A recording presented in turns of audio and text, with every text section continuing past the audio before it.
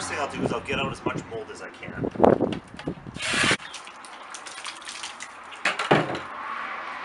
Then I found this works. You just grab one of these green scrubbers,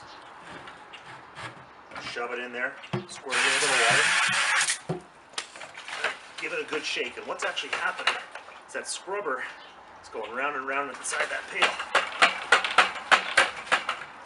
You can do it this way too.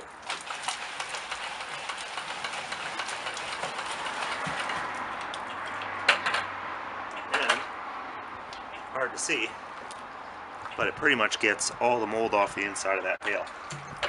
And it's good to use for this next year.